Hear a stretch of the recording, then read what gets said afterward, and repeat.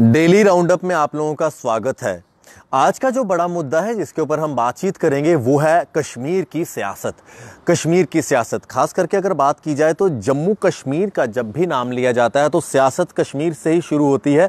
जो शुरुआती दिनों से मैं बात कर रहा हूँ, ये आज की बात नहीं कर रहा हूँ। 47 के बाद से सियासत जो है हमेशा कश्मीर से ही शुरू होती थी और आज तक शुरू होती आई है, जिसके सबसे बड़े मेन कारण हमारे जम्मू के लीडर्स भी हैं। अगर जम्मू के लीडर्स ने जो बात आज कर रहे हैं जम्मू की, अगर शुरुआती दिनों से की होती तो शायद जम्मू कश्मीर की सियासत जहां कश्मीर से शुरू होती है वो जम्मू से भी शुरू होती।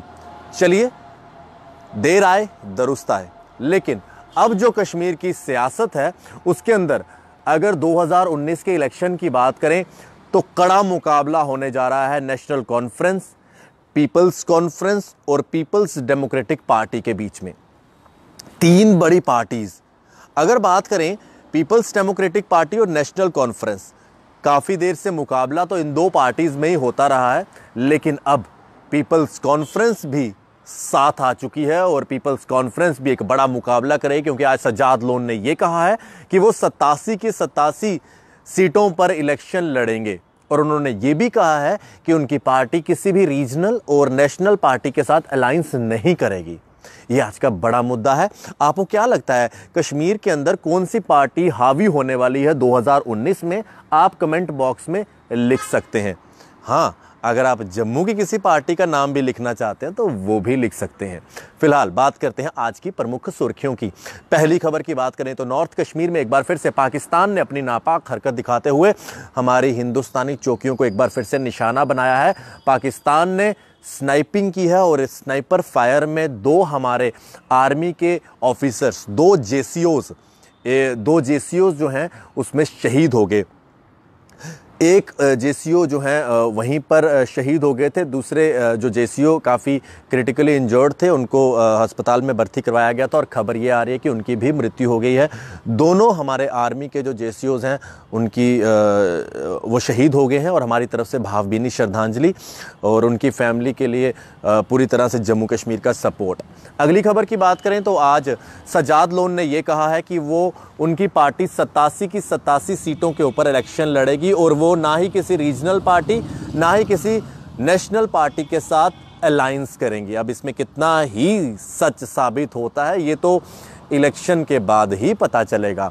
अगली खबर की बात करें तो पीडीपी के फॉर्मर एमएलए जड़ीबल से आबिद अंसारी ये जो हैं इन्होंने ज्वाइन किया है पीपल्स कॉन्फ्रेंस। आज इन्होंने पीपल्स कॉन्फ्रेंस ज्वाइन की और ये कहा कि अब वो पीपल्स कॉन्फ्रेंस के नेता बन के आगे इलेक्शन भी लड़ेंगे और उस पार्टी को और जो है मजबूत बनाएंगे। अगली खबर की बात करें तो आज एक्साइज ऑफिस में विजिलेंस डिपार्टमेंट की तरफ से एक रेड हुई जिसके अंदर डेप्यूटी एक्साइज कमिश्नर रंगे हाथों पकड़े गए, जिनसे 2 लाख रुपए जो रिश्वत लेते हुए उन्हें पकड़ा है एंटी करप्शन ब्यूरो ने।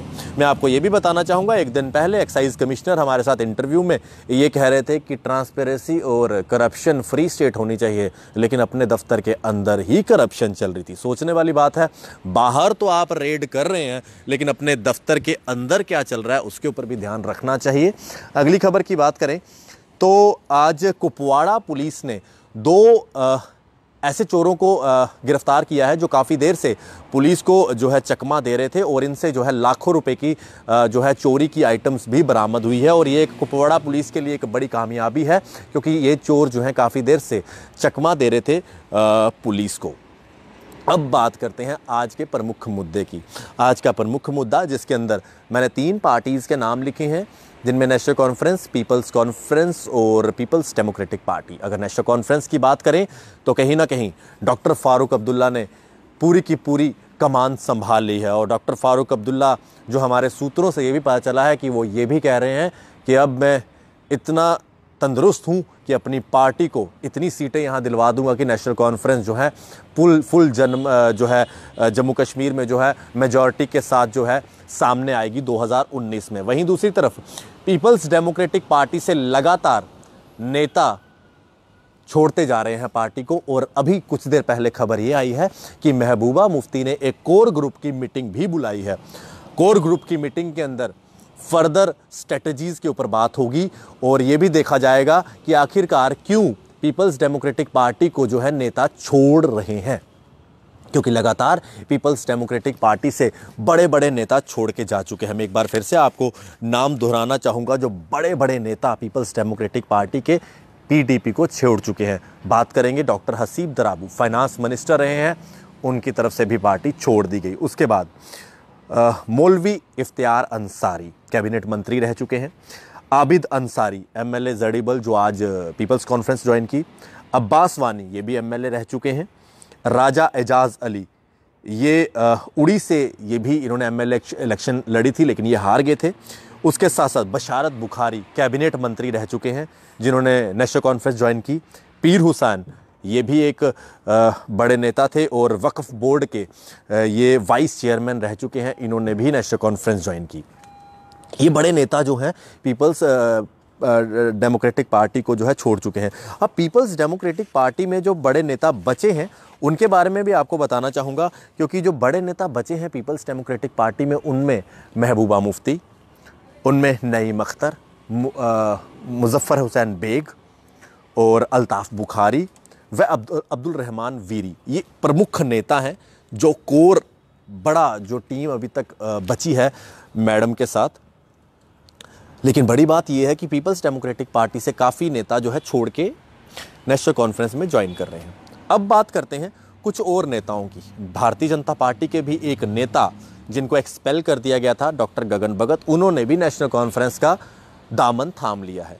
हालांकि कुछ देर पहले नेशनल कॉन्फ्रेंस को खूब उसकी आलोचना करते थे। वे ये कहते थे कि नेशनल कॉन्फ्रेंस या फिर अब्दुल्ला परिवार ही जम्मू कश्मीर में जो हालात ख़राब हुए हैं उसके पीछे जिम्मेवार हैं। लेकिन आज उसी अब्दुल्ला परिवार के साथ जुड़ चुके हैं जो राजनेताओं का जिस पार्टी में जाते हैं वहीं का गुणगान करते हैं। चलिए खैर, अब बड़ी बात ये भी है, मैंने कल भी ये सवाल उठाया था कि जो ये नेता एक्सपेल्ड नेता नेशनल कॉन्फ्रेंस में ज्वाइन कर रहे हैं वो क्या नेशनल कॉन्फ्रेंस की छवि और अच्छी करेंगे या फिर और ख़राब कर सकते हैं, ये भी देखने वाली बात होगी। क्योंकि जो ये तीन एक्सपेल्ड नेता जिसके अंदर डॉक्टर गगन भगत, बशारत बुखारी और पीर हुसैन, ये तीनों नेता जो गए हैं ये ऑलरेडी पार्टी से एक्सपेल्ड हैं और तीनों नेताओं के ऊपर इल्ज़ाम क्या है वो भी आप सुन लीजिए। एंटी पार्टी एक्टिविटीज़, यानी कि भाजपा ने डॉक्टर गगन भगत पे एंटी पार्टी एक्टिविटी का इल्ज़ाम लगाया है, बशारत बुखारी पर पीडीपी ने और पीर हुसैन पे भी पीडीपी ने।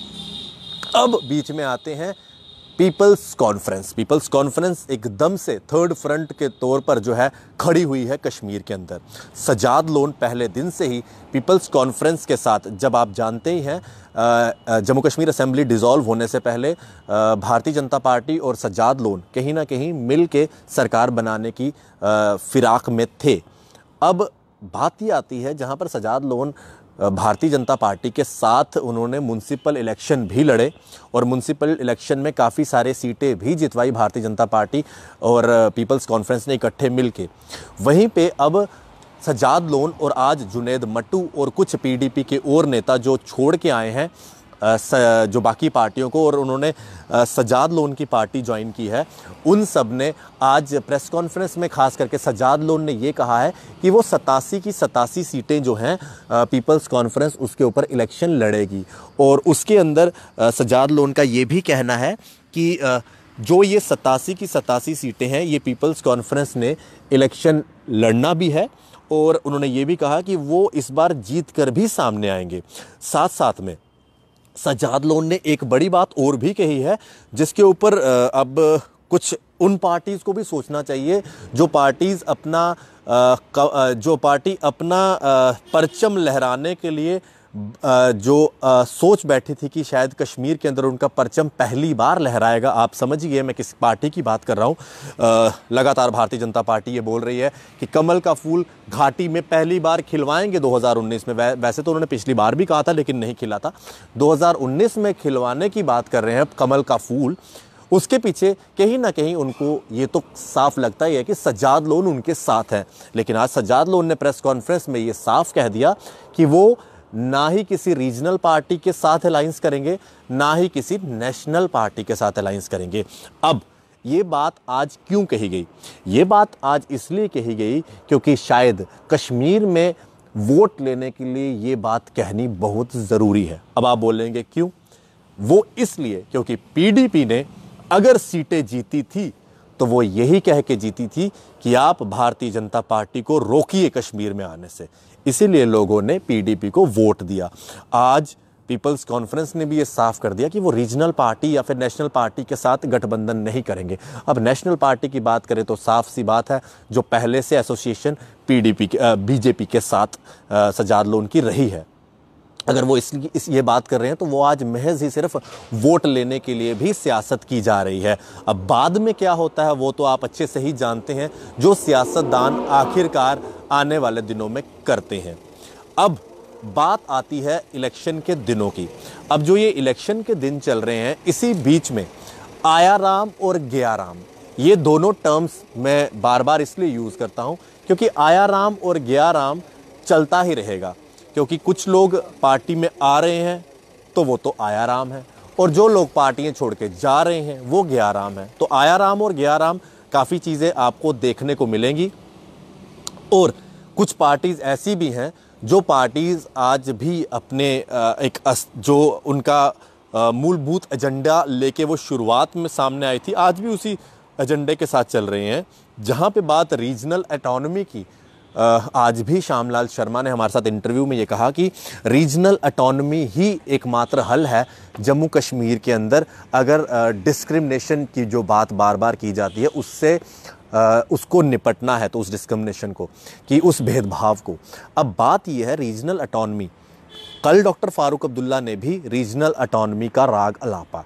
हालांकि ये डॉक्टर फारूक अब्दुल्ला या फिर नेशनल कॉन्फ्रेंस की बात करें तो वो हमेशा से बात करते हैं ग्रेटर ऑटोनॉमी की, लेकिन अब उन्होंने अगर रीजनल ऑटोनॉमी की बात की है तो कहीं ना कहीं उनको भी लग रहा है कि अगर जम्मू से वोट लेने हैं, जम्मू के डोगरों को नेशनल कॉन्फ्रेंस के बटन के ऊपर जो है जम्मू के डोगरे वो बटन दबाएं, तो कहीं ना कहीं जम्मू को साथ लेके चलना पड़ेगा। जो शायद डॉक्टर फारूक अब्दुल्ला पिछले इलेक्शन में अगर उनकी सेहत में कुछ थोड़ी सी प्रॉब्लम ना होती तो शायद वो साथ लेके चलते, जो उनको भी लगता है कि शायद उस टाइम पे ये कुछ गलती हुई, लेकिन अब वो जम्मू को साथ लेके चलना चाहते हैं। और यही बात उमर अब्दुल्ला ने भी कुछ दिन पहले जम्मू के अंदर कही, और उन्होंने साफ कहा जम्मू को कि खुल के नेशनल कॉन्फ्रेंस को वोट करें, खुल के नेशनल कॉन्फ्रेंस को जो है जितना हो सके ताकतवर बनाएं। अब बात ये आती है कि जम्मू को अपने वोट की वैल्यू पता होनी चाहिए। वैल्यू क्यों पता होनी चाहिए मैं ये भी बताता हूँ, क्योंकि जम्मू या फिर लद्दाख दो ऐसे खित्ते हैं जहाँ पर लोग खुल के इलेक्शन में पार्टिसिपेट करते हैं, और जहाँ दूसरी तरफ कश्मीर, तो वहाँ की परसेंटेज काफ़ी कम रहती है। अब जो खित्ते खुल के पार्टिसिपेट करते हैं, कम से कम उनको अपने वोट की वैल्यू पता होनी चाहिए। क्योंकि पिछली बार अगर आपने वोट दिया कोई एक चीज़ सुन के कि यहाँ पर ऐसा हो जाएगा, पर वो हुआ नहीं, तो आज अगर आप वोट देंगे तो अब भी इलेक्शन के दिनों में कई सारे नए जो है आपको जुमले भी सुनने को मिलेंगे, जो हर एक पार्टी अपनी अपनी तरह से कोशिश करेगी। चाहे आज डोगरों की बात करेंगे, डोगरा हेरिटेज को बचाने की बात करेंगे, या फिर एक्सेट्रा एक्सेट्रा कुछ भी बात की जा सकती है, लेकिन अपने वोट की वैल्यू आप खुद समझिए, क्योंकि आज जम्मू की हर एक पार्टी को ज़रूरत है इलेक्शन के दिनों में। और जम्मू के साथ हमेशा से भेदभाव भी हुआ है, जो सब लोग जानते हैं, चाहे वो जेकेपीएससी की बात हो या फिर जो भी फंड्स एलोकेशन होती है उसकी बात हो। आज ही की बात आप देख लें, जेकेपीएससी के जो रिजल्ट्स निकले थे और इंटरव्यू होने थे, हाई कोर्ट द्वारा स्टे लग गया है। अब स्टे तो लग गया, कुछ बच्चे प्रदर्शन कर रहे थे रोडों पर आके, लेकिन कुछ बच्चे ऐसे भी थे जो इंटरव्यूज़ की तैयारी कर रहे थे। वो जो बच्चे इंटरव्यूज़ की तैयारी कर रहे थे, बताइए भला उनका क्या कसूर है? स्टे तो लग गया, अब सफ़र कौन करेंगे? जो ड्रॉप आउट्स हैं वो तो सफ़र करेंगे ही, लेकिन जो बच्चे जिन्होंने केएस का मेंस का एग्ज़ाम क्लियर किया है वो भी सफ़र करेंगे। ये सबसे बड़ी बात है जो हमेशा जेकेपीएससी में देखी जाती है। अब अगर जेकेपीएससी में कोई धांधली हुई है या मास एरर हुआ है, तो उसमें भी देखना पड़ेगा कि उस मास एरर की वजह से सफ़र दोनों पक्ष को करना पड़ता है। एक, जो बच्चे रोड पर प्रदर्शन कर रहे हैं, जो एग्ज़ाम क्लियर नहीं कर पाए, और वो बच्चे जो आज सड़कों पर उतरे, जिनके एग्ज़ाम क्लियर हुए थे। ये आज का प्रमुख मुद्दा था। आप अपनी राय लिख सकते हैं कि कश्मीर में आने वाले दिनों में कौन सी पार्टी ज़्यादा आपको लगता है कि स्ट्रॉन्ग रहेगी, और जम्मू की भी आप बात कर सकते हैं। हालांकि जम्मू के ऊपर हम अलग मुद्दे पे बात करेंगे, अलग टॉपिक लेंगे। फिलहाल आज कश्मीर के ऊपर मुद्दा था। कश्मीर की सियासत में बड़ी जंग होने वाली है पीडीपी, नेशनल कॉन्फ्रेंस और पीपल्स कॉन्फ्रेंस के बीच में। लेकिन जिस तरह से आयाराम और गयाराम मंत्री हो रहे हैं, ऐसा ना हो कि तीनों पार्टियों में से सिर्फ ये बड़ी जंग 2 पार्टियों में रह जाए। तो थोड़ा सा अपनी अपनी पार्टीज़ को भी ज़रूरत है स्ट्रॉन्ग करने की। फ़िलहाल आप लोग देखते रहें जेके मीडिया। हमारा कंटेंट शेयर करना ना भूलें। हम आपको जेके मीडिया आपको जो है यूट्यूब पे भी मिलेगा, इंस्टाग्राम पे भी मिलेगा, ट्विटर पे भी मिलेगा। करना कुछ नहीं है, सिर्फ सर्च ऑप्शन पे जाके जेके मीडिया लिखना है, सर्च करें, सब्सक्राइब करें और हमें फॉलो करें। कोई भी आपकी सजेशन हो हमें लगातार आप बताते रहें। कोई भी आपका इशू जो कहीं पे एड्रेस नहीं हो रहा है, हम वहाँ तक आप तक पहुँचेंगे और उस चीज़ को ज़रूर गवर्नर साहब तक पहुँचाएंगे। देखते रहें जेके मीडिया। आशीष कोहली, कैमरामैन अशोक चलोत्रा जी के साथ जेके मीडिया के लिए शुभ रात्रि।